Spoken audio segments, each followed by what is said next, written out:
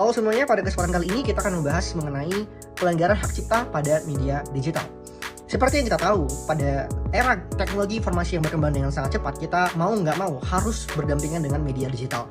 Media digital ini sendiri adalah sebuah hal yang di dalamnya berisikan kombinasi teks, informasi berupa data suara, dan disebarkan melalui jaringan internet. Namun dengan adanya ini, pasti hal yang akan muncul adalah pelanggaran hak cipta. Pelanggaran tersebut bisa berawal dari pembajakan software, penyebaran konten digital tanpa izin, hingga penggunaan karya seni tanpa izin pencipta.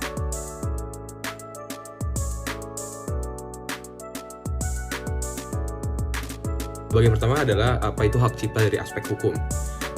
Berdasarkan pasal 1 angka 1 Undang-Undang Hak Cipta adalah hak eksklusif pencipta yang timbul secara otomatis berdasarkan prinsip deklaratif. Setelah suatu ciptaan diwujudkan dalam bentuk nyata tanpa mengurangi pembatasan sesuai dengan ketentuan peraturan perundang-undangan. Hak cipta merupakan salah satu bentuk dari hak kekayaan intelektual atau intellectual property rights, yaitu hak yang didapatkan dari hasil olah pikir manusia untuk dapat menghasilkan suatu produk, jasa, atau proses yang berguna untuk masyarakat. Pada dasarnya, hak kekayaan intelektual adalah hak untuk menikmati secara ekonomis hasil dari suatu kreativitas manusia.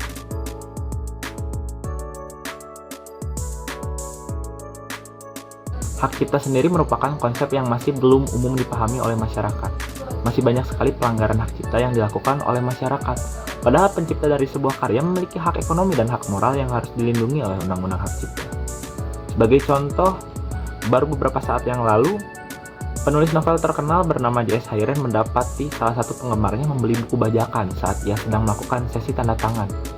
Kemudian sempat terjadi kisruh yang ramai di media sosial X atau Twitter mengenai pencipta lagu dari grup band Sugi Bornean yang diisukan tidak mendapat royalti dari karya lagunya, hingga ia harus meminjam uang untuk membiayai anaknya sekolah. Selain itu, Joko Anwar dan Angga Dwi Mas Sasongko yang merupakan sutradara terkenal juga menjadi salah satu aktivis yang gencar menolak adanya pembajakan karya cipta karena karya-karya dari mereka kerap diambil secara ilegal.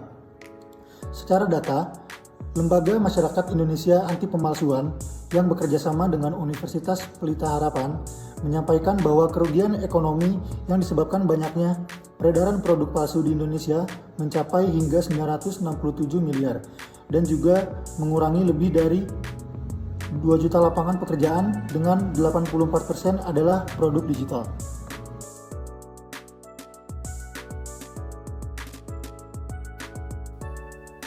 Nah, teman-teman udah kan mengenai apa itu hak cipta dan berbagai macam kerugian yang ditimbulkan dari mengakses sebuah karya ciptaan secara ilegal.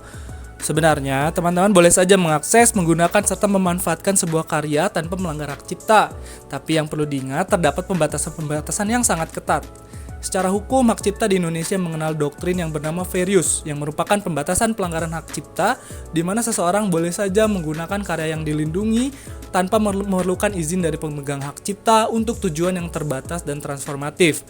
Hal tersebut tercantum pada pasal 44 ayat 1 Undang-Undang Hak Cipta. Nah, intinya, prinsip utama dari konsep fair use adalah standar fungsi sosial, tujuan karakter penggunaan, serta alasan penggunaan. Tentunya, etika yang baik juga diperlukan ketika menggunakan doktrin ini. Misalnya, mencantumkan nama dari pencipta karya seni yang akan kalian gunakan. Nah, selain fair use, terdapat juga Creative Commons sebagai upaya pembatasan pelanggaran hak cipta. Creative Commons adalah sebuah organisasi nirlaba yang didirikan pada tahun 2001. Organisasi ini menerbitkan lisensi-lisensi hak cipta yang dikenal dengan lisensi Creative Commons atau LCC.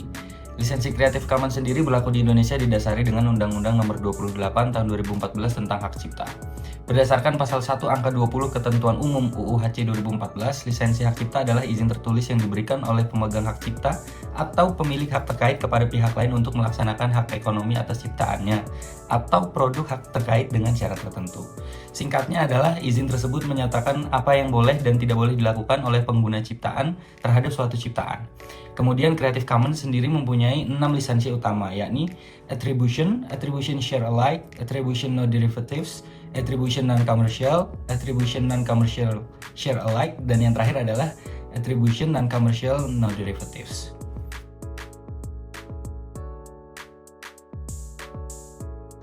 Setelah mendengar penjelasan di atas, kita sama-sama mengetahui bahwa produk digital itu memiliki hak cipta, dikarenakan membuat sebuah produk digital itu menggunakan waktu yang mungkin cukup panjang, biaya yang tidak murah. Maka dari itu, mari sama-sama kita menghargai setiap hak cipta pada produk digital yang ada. Terima kasih.